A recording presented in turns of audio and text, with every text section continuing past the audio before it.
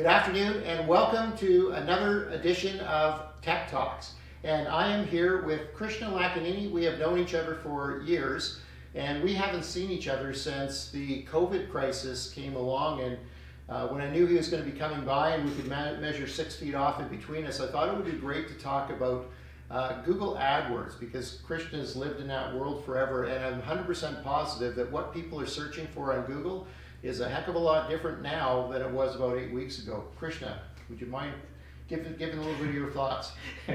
Totally, I'm just stuck with the 6 feet, but people are actually measuring what is 6 feet as well online. Like, is it 3 goose or 2 hands? So lots going on there.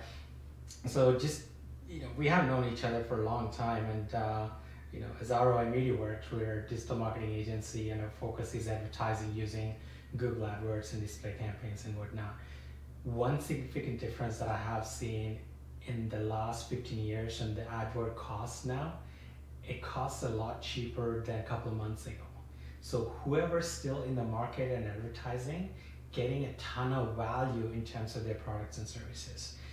But there are 2 types of clients. Some customers, it takes a long time to revive back. For example, hospitality, tourism, 90% budget's done. Like when they did a study about $5 million spent in a month, what industry verticals pretty much cut down to bare bones to what industry really picked up. So for example, consumer goods, anything related to health products, it spiked. But because there's a ton of inventory left out, these guys are getting really good value out of Google. And when you talk about Google, there's ads that come on search engine like, okay, I want a face mask, for example. Those searches spiked Through the roof. Yeah, or how to create a face mask. And people are getting creative in terms of how they are consuming content. It's a little bit different than buying something versus to how do I survive? What do I need in the house right now for the next couple of months in terms of food, for example? Where can I get a particular type of cereals, vegan food products, all spiked up. So the clients that are in this industry that are specific to consumer goods, they are killing the market. And even some of the startups that are in those niches, they're buying and reinventing what kind of products that are really selling faster. So I made 1,000 packs of cereal A and B and C. What is that people are really buying? And there is panic buying, and how do you see the difference between what the want is and need is versus panic buying? And one thing I love about Google AdWords is the data that spits out that can correlate with how the markets are performing. And personally, I believe it's a great time to launch a new company that's in specific niches, and it will take off because people will come out of it eventually, and then they will survive through this. And the businesses that takes time to survive through this, they still want to plan. Like, this is not going to be there forever, but however long it's going to be, how they can float the company, but still have the company in existence in the consumer's mind. As we know, we consume a lot of content, and more people are stuck to the cable, Netflix now, binge watching Tiger or whatever. You don't want them to forget like who you are after this quarantine. So, okay, I think it's red. I want to walk into that store, but is that the store that I actually used to go, right? How do you make the brand memorable? Yeah. And how do you use Google AdWords in that sense as well? And right now, from what you're saying, we can buy Google for the first time ever at a discount, and that's probably not going to go on for forever. What about, we know there's extremes. There's the airline industry where people aren't flying now. You've got the face masks, you've got the e-commerce food ordering where people are hitting and they're constantly searching for that stuff. But some businesses I know in construction and others, they've been pretty level, and plenty of them advertise. So they might not have spiked up or down, but is there something that more of that middle of the road company should be looking and revisiting their current Google AdWords to make sure that that they're doing it effectively, and possibly that they might be able to capitalize on what's been happening with the change of search terms? Totally. Some of the search terms that spiked is around home renovations. How do I do my bathroom? How do you change the carpet on the stairs, right? And these are all the signals. So if you're in a business that is selling anything related to home renovations, you want to create video content.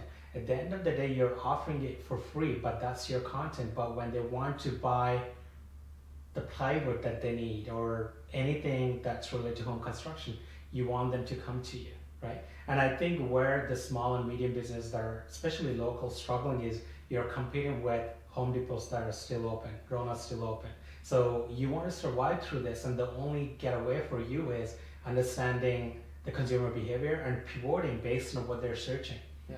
And, you know, the positive thing I'm seeing is that there are still very creative companies in every market, whether you're large market or small market, that are doing really radical things to ensure that they can still trade with their customer and they can be memorable or recognized. So it's not a time to throw up your hands in the air.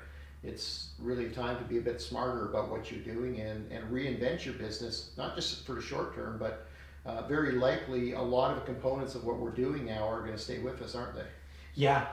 For example, if you are a restaurant, you never had a menu online, and all of a sudden people want to buy it online. So do you have an e-commerce system that ties into a CRM, customer relationship management system? So you're seeing like who's your regular customer is and allowing them to buy whatever you have.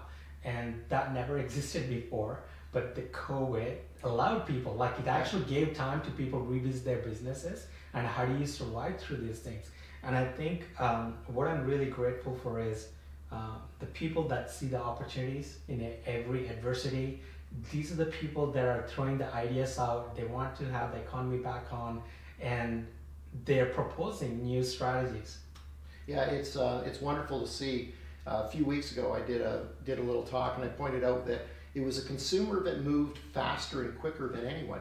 They were forced into it more. If you had kids, all of a sudden you were teaching them at home, online, using Zoom. You had to start to search for your products and do everything else. If anything, it's been us as business that have been rushing to catch up. We would have thought we'd have to take 5-10 years to get the consumer to where they are now, but they're here. Yeah. They're staying here. Yeah, totally, John. I'm really excited. I love the videos that you're putting out. There's a ton of information, content, and when you talked about this, I was like, oh, I want to do one too. Like, you know, literally asked.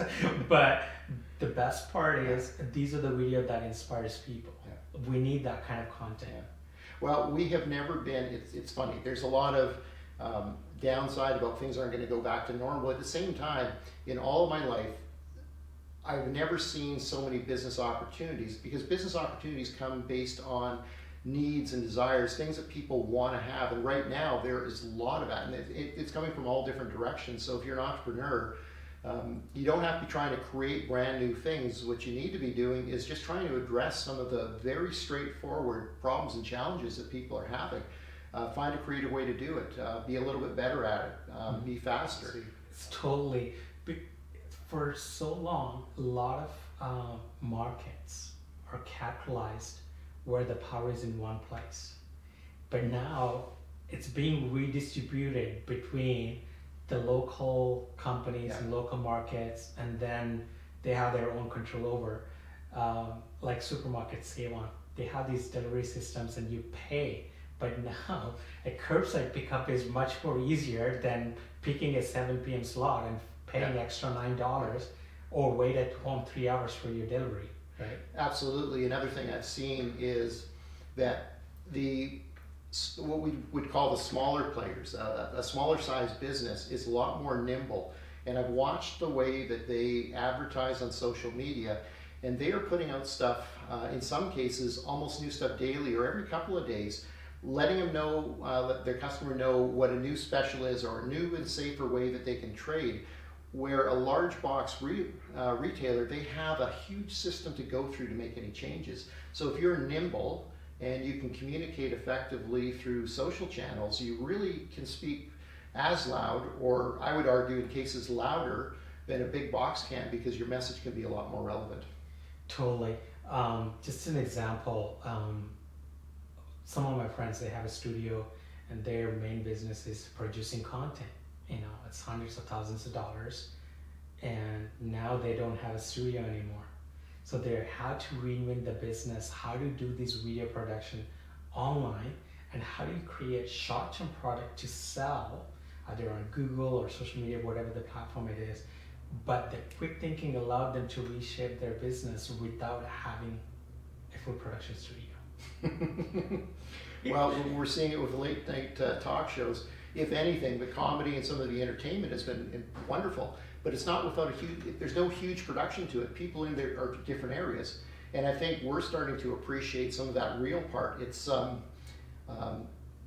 good quality, and it's more in line with the times that we're in. So let's hope it continues. Krishna, thank you again. I'm not going to shake your hand, but I'll give a good wave, and we'll cross paths soon. And we'll see you again on the next session of Tech Tips. Thank you, John, for having me. Love to be here again. Thank you.